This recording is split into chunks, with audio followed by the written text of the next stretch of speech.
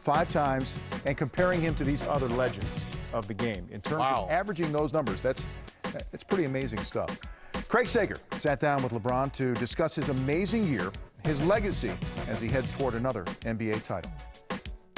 Ladies and gentlemen, please give it up for your 2012-2013 Kia NBA Most Valuable Player, LeBron James. I mean, just to be in a class, I seen the names of Jordan and Wilt and Kareem and Russell. It's like a wild thing now. It's like, really, how is that possible? Those guys paved the way for not only myself, but for my teammates and so many greats that's played this game, and it's just an honor, and it's very humbling. 2-on-1. James coming in and putting it home. How do you personally maximize your talent? Have you reached your peak? Well, I personally, I guess I'm my biggest critic.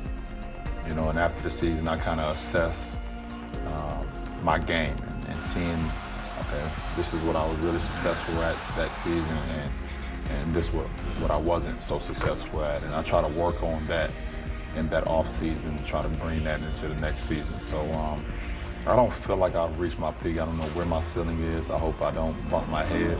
I hope it's high enough where I never reach it, but I will continue to push the envelope and just try to continue to break through. You said you try to be the best player on the court every night. When was the last time you weren't the best player on the court? I mean, I've been in the NBA where I feel like I wasn't. You know, my first few years in the NBA, I was still learning the game, learning the pace. I was playing the game not at an efficient level, you know. And, you know, Kobe Bryant and Tracy McGrady and Allen Iverson, those guys when Shaq was dominating the league when I first got into the league. And I said to myself, I want to get to that point at some point where I'm very efficient, and every night I'm able to dominate in all facets of the game. You've won big, you've also lost big. How do you compare the joy of winning and the pain of losing, and what's deeper?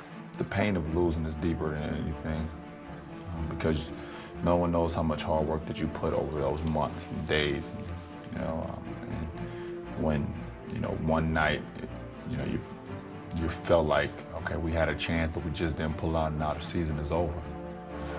And that pain haunts you for a long time, you know, and it haunted me losing the finals in 07, it haunted me and losing the finals in 10, and I had to wait a whole nother calendar year to try to get that, I guess, that ghost away from me. And the best thing about it, what I was able to do was use that I guess, that fear or that sense of losing, and that's motivation. And I was able to turn it the other way. You've won 4 MVP awards, but 1 NBA championship. Is winning MVPs easier for you, and how do you even those things up? Nothing is easy. I wish it was. I wish winning MVP awards and winning NBA championships was easy, but you know, for me, I never asked for an MVP award. I just go out there and just try to be, like I said, the best player I can.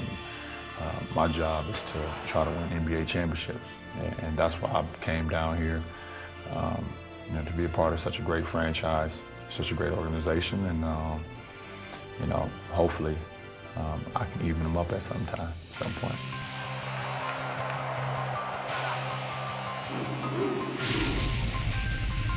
How important is it, as Pat Riley said before the playoffs, to try to envision keeping this nucleus together?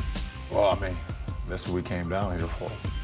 We came down for our nucleus to be together, and for us to continue to build around that. And you know, our first 3 years so far has been an unbelievable ride.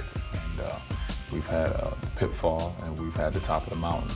And now, you know, in our 3rd year, hopefully we can get to the top of the mountain once again. But we're going to put ourselves in a position to do that. It's been an incredible, really, year for LeBron James in terms of going back to last year, MVP, win the title, Finals MVP, Olympic gold, MVP again. He's moving toward the NBA Finals once again. When he walks away from the game, I mean, I guess you have the tangible and the intangible. Greg, will he walk away as the most physically gifted, the greatest player that ever played? possibly? He could definitely, physically gifted, absolutely. I think he's going to have an opportunity. You know, listen, a lot of this stuff is based on your era. And, you know, you got to have perspective on that. Think of it like this. There are going to be generations of people who love the game of basketball never saw Michael Jordan play. Just like there were generations who anointed Michael Jordan that never saw Bill Russell and Kareem Abdul-Jabbar in their prime. So he's going to have a lot of people that are tooting his horn as the greatest ever when it's all said and done, if he accomplishes the goal in terms of winning those multiple championships. And he's probably going to have to win, I'd say 4. 4? Yeah, because just like Michael won 6.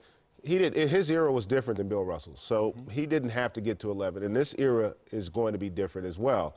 So if he gets to that point, I think he's going to definitely be in the conversation. I just want to be appreciative because I didn't see Tiny Archibald lead the league in scoring and assists in the same year. I wasn't around to witness Oscar Robertson average a triple-double in the same year. We didn't see Wilt score 100. We're watching LeBron do what he's doing right now. Where he takes it, we don't know. That's why we cannot wait till 8:30 to get in that green room and watch Game 1. I know it. So for all you people at home, we played the game. You've been around the game. This is why it's fun to appreciate a young man that every time he steps on the floor, anytime he does an endorsement, the microscope's on him, and he delivers. I appreciate the young man. I want to wait and see where he ends up. If it's 3 championships, 6 championships, 7, I don't know. That's why I want to watch to see where it goes and appreciate the run, appreciate the ride.